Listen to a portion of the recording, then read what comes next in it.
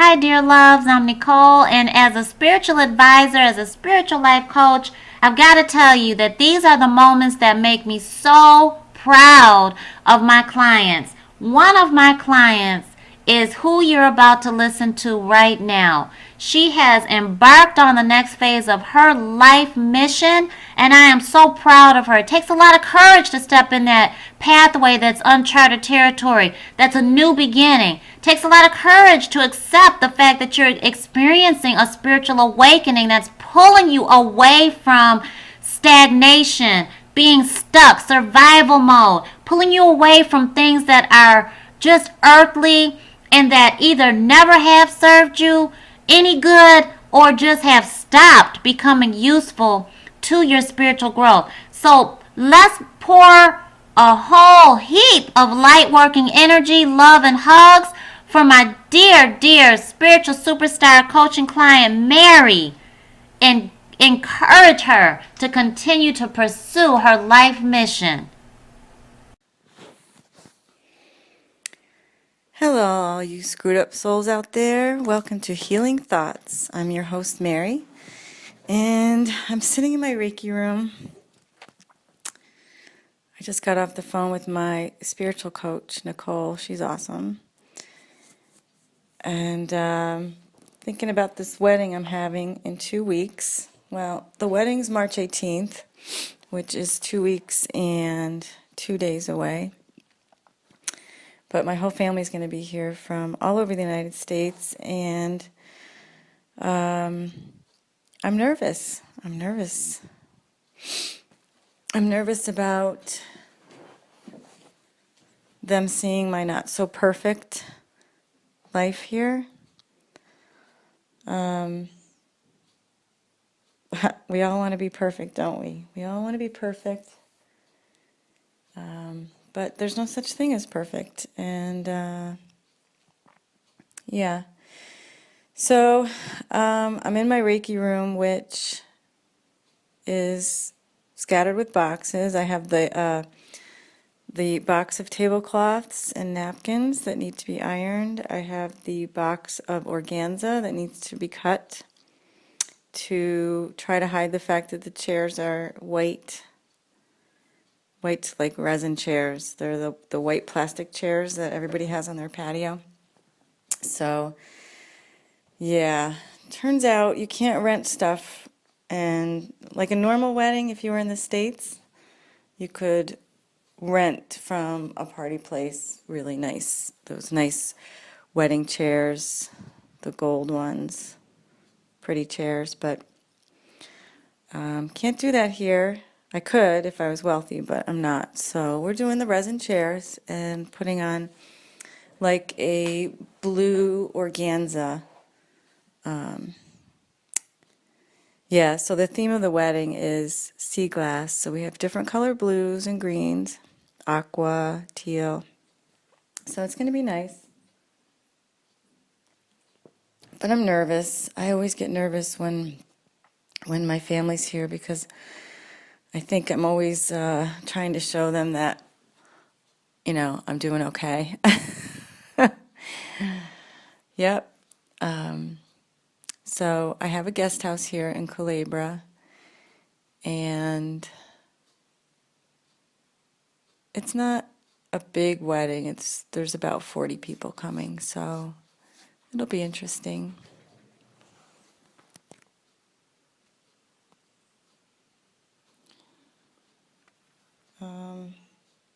So it's funny, I've always thought about having a podcast, and I've always wanted to, and I've always been looking for a certain podcast that deals with like spiritual matters, soul growth, and it's funny, I tried to record a podcast about 4 years ago, and when I listened to it, I realized that I was drunk. And I was like, wow.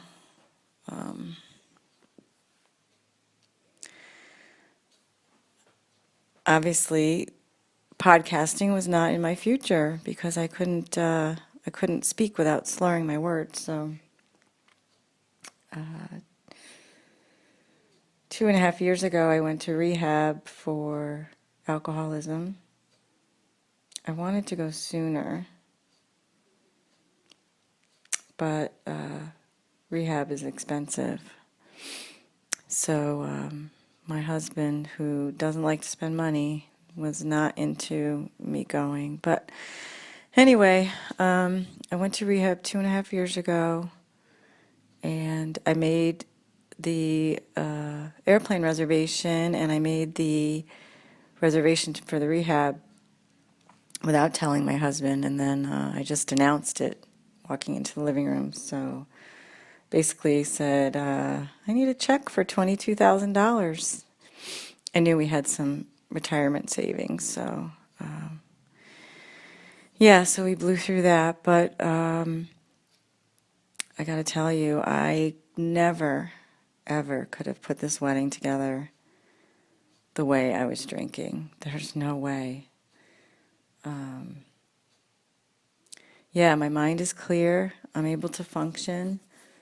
I'm a very organized person, so I've, done a pretty good job getting everything we need for the wedding, food-wise and linen-wise, tables and chairs and tote bags and all the little things you need to do for a wedding. Yeah, so I am, I guess, what you call a grateful recovering alcoholic. And funny, our AA meetings here in Calabria are like sometimes 2 of us, sometimes 4 of us. Sometimes with visitors we get like 14, and that's a banner night. So, but yeah, it's been really good. I when I find myself starting to think about alcohol, like a cold beer, especially at the beach or after a rough day, I definitely need a meeting. So we have 2 meetings a week here on Calabria.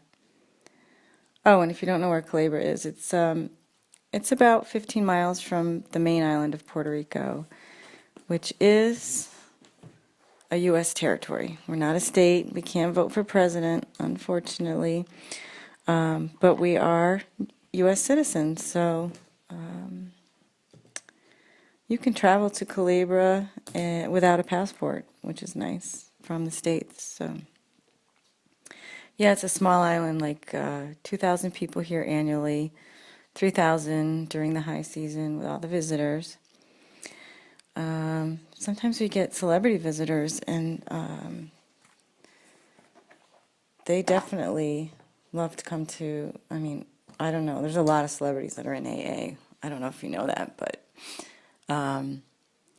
it's actually kind of shocking. I didn't even think about it until I was in the program, but yeah, we just lost Mary Tyler Moore. She was in the program. I can say that because she's dead, but yeah, there's a lot of people, a lot of celebrities in the program. So it's funny, I meet them here in AA, but I can't tell anybody they're here, so that sucks. So I've got to get back to my wedding duties, but I'm thinking of putting this podcast together called Healing Thoughts with Mary. Nah, I don't know. That name does not resonate with me. Healing Thoughts. No. Healing. Soul healing. I don't know. I'll meditate on it. But yeah, I'd like to combine like spiritual growth, interesting topics on that, and comedy and recovery. Comedy, recovery, spiritual growth, living on an island of 2,000 people. I bet nobody knows that there's like no Walmart here. There's no McDonald's, there's no CVS, there's no Trader Joe's. Yeah, living here isn't all that easy. So Somehow I will do a podcast of speaking my truth. Speaking my truth. Okay. Over and out. I'll think of something better later.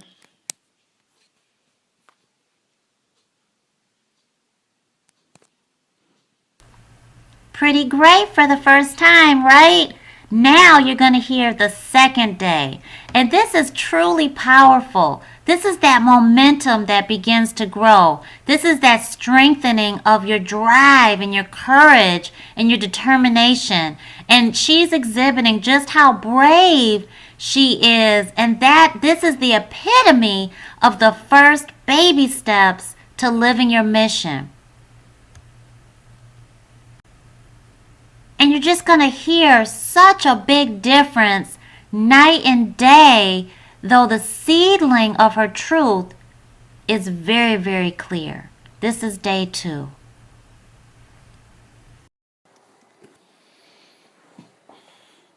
Welcome, heavenly souls. Welcome to the Healing Podcast, where we discuss all things healing, spiritual, mental, physical. Healing. Well, I'm a registered nurse, so I know a bit about healing. And I've been going through my own healing process for about the last 2.5 to 3 years, maybe even before that. 6 years ago, I moved to this little island called Culebra, basically a big crystal rock. I didn't know why I was moving here. I was just guided here. I mean, I know that now. At the time, it was like I, wanted fun in the sun. It's a Caribbean island. I was feeling just not satisfied with my life. I thought, wouldn't it be great to own a guest house, on an island where we vacationed, and I know now I was just escaping. I was drinking heavily back then. I was drinking heavily.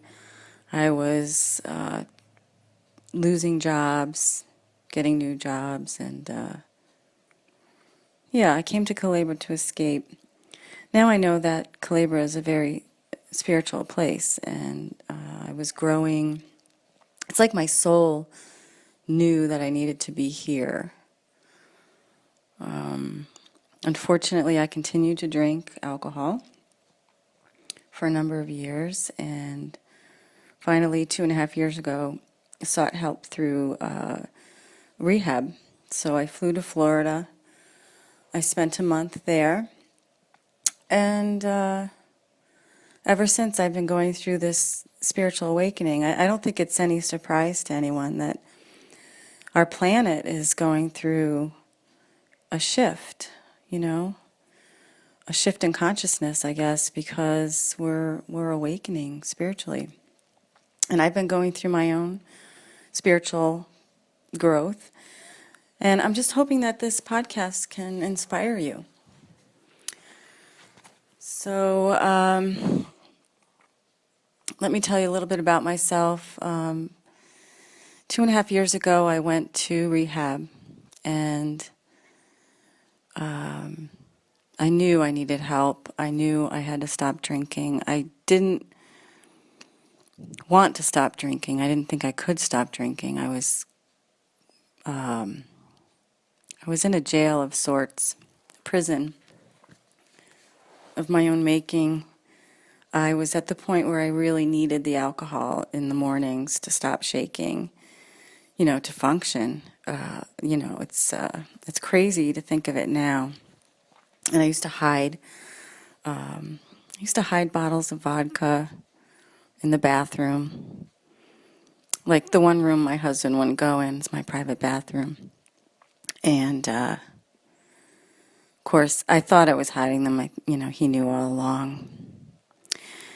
Anyway, I went to rehab, and about 3 weeks in, I was going to spend a month there.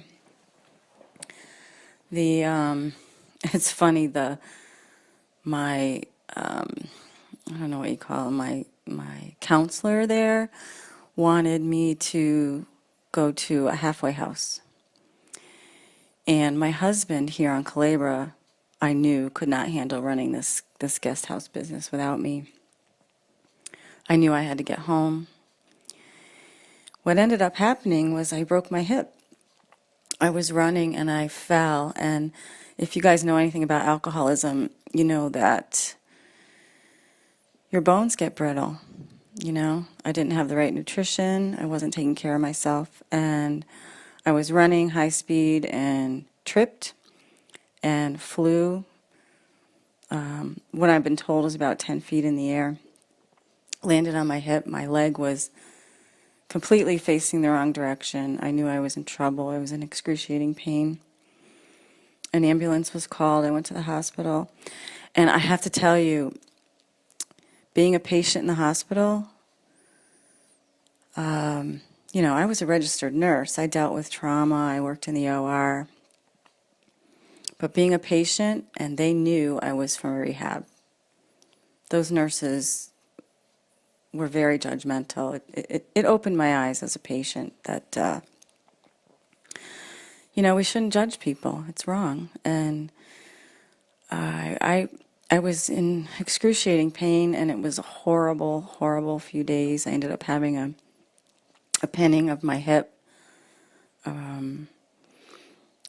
The young doctor who didn't look like he was old enough to be a doctor asked me, do you want a total hip replacement, or do you want me to fix your hip? And I was like, I don't know.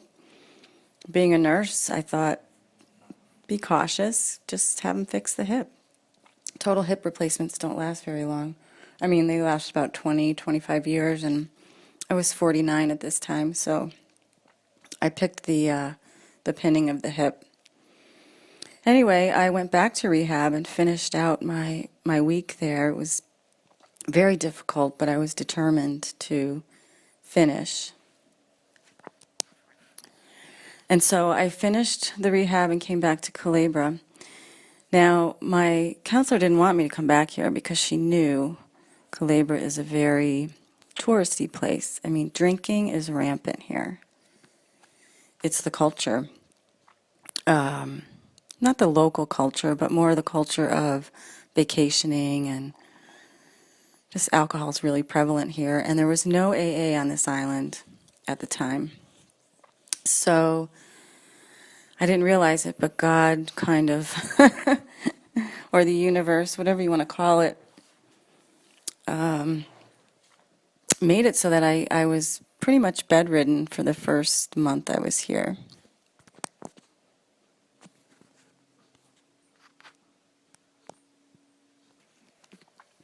I couldn't get to the store if I wanted to, to buy alcohol, so.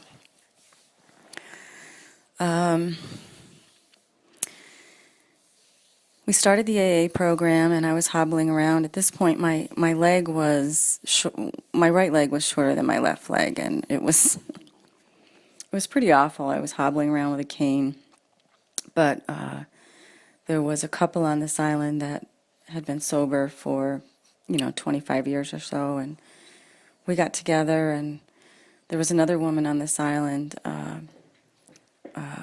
who needed help as well.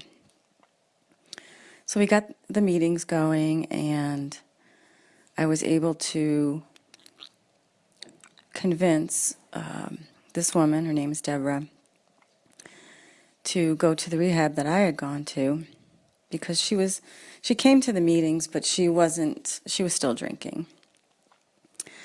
Anyway, she went to rehab, and in order for her to go, I had to clean the houses that she was in charge of cleaning. She cleans for all the rich people here on the island. So I did that, and in the meantime, I was starting to check out YouTube and, about spirituality. I was interested in it. I was starting to, I guess because of AA, just look for my higher power. which is part of the program of AA. Letting go, letting things go to your higher power. So, in doing that, I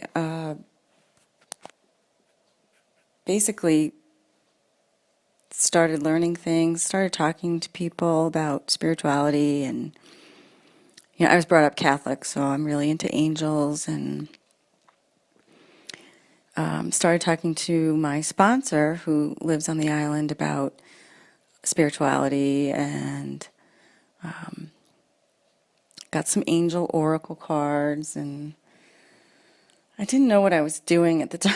I was just kind of like experimenting. But I realize now that I was in a healing process. So I went to recovery in August. By a week before Thanksgiving, I had a near-death experience. That was profound. I was putting a bed skirt on one of the beds in one of our rooms, and it's downstairs, and I started to feel funny. My lungs started closing up. I was going into anaphylaxis, which happens to me like every 10 years or so. Usually I have an epinephrine pen on me that I can just give myself epinephrine, but I didn't have it at the time, so I happened to make it up the stairs and was crawling into the kitchen when my husband saw me, and he helped me get my nebulizer out. And I started to suck on the albuterol of the nebulizer, but at this point it was too late. My lungs had completely shut down, and I ended up. My husband doesn't drive. He's blind in one eye. He doesn't drive, and he called an ambulance, and I got to the hospital. I don't remember anything from that point on. I just remember my near-death experience, which was like a very quick awakening. It showed me that my soul lives on. When we leave this earth, we still live. Life goes on. It's just that we're not in our body.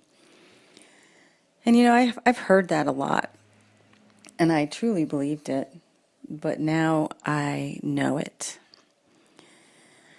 It was a wonderful experience that I have trouble putting into words, to be honest with you. And I'm an artist, and I paint, and I cannot paint what I saw. I've tried. But mostly the feeling of bliss, unconditional love. And it's funny, I had all my questions answered. I knew everything.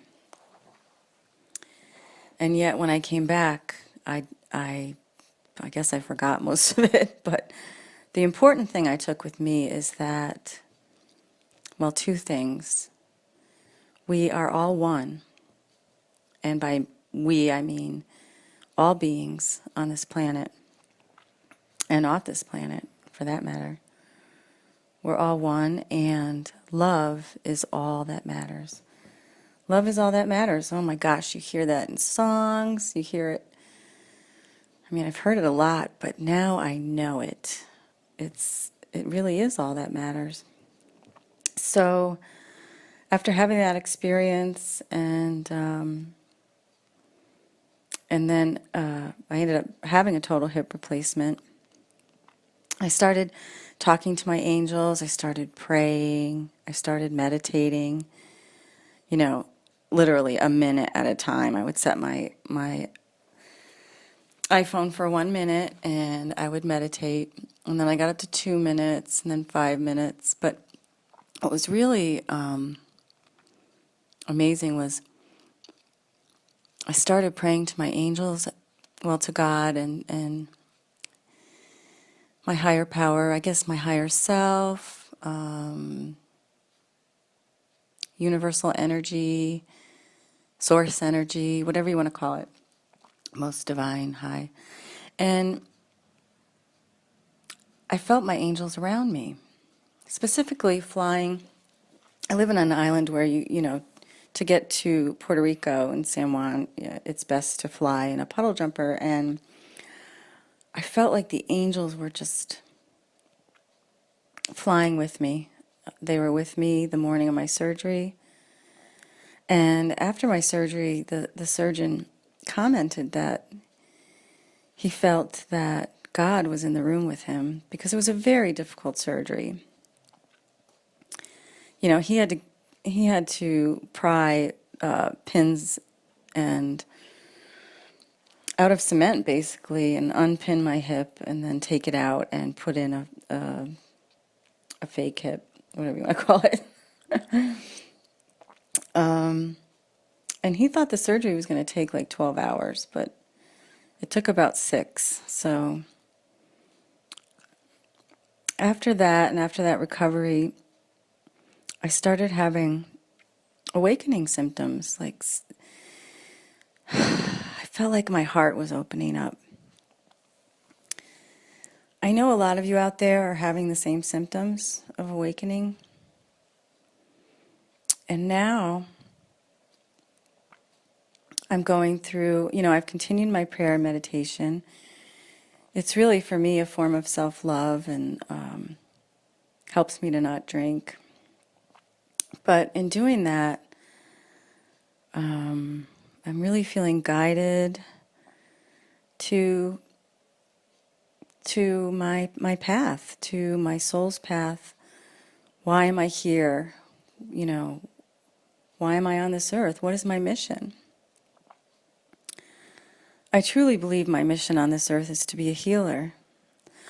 I was a healer, but I was a registered nurse, and I was in the red tape of the hospital, and I was in the operating room, and I was there to serve the surgeon, and it was a great job, and I loved my team, but now, what I didn't mention was I was guided to take a Reiki course and started.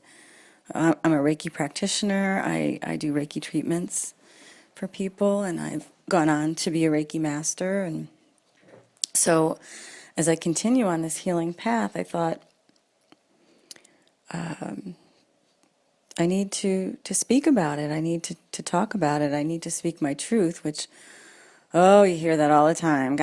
I'm speaking my truth, not in a way that's, mean or nasty, or just speaking about myself and my experiences and hoping to inspire someone. I don't know what the universe has planned for me, but I know that now I go with the flow. I used to fight it. I used to fight the flow with my free will. My way or the highway kind of thing. But now I'm going with the flow, and I know that all I need to do is trust, trust in the universe, the divine plan, and it's all going to be okay. So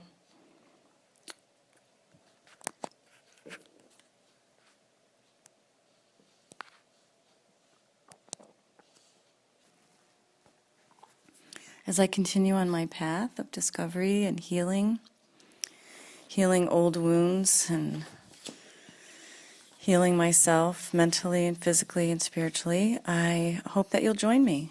And thank you for listening. This is Mary with the Healing Podcast. Have a great day.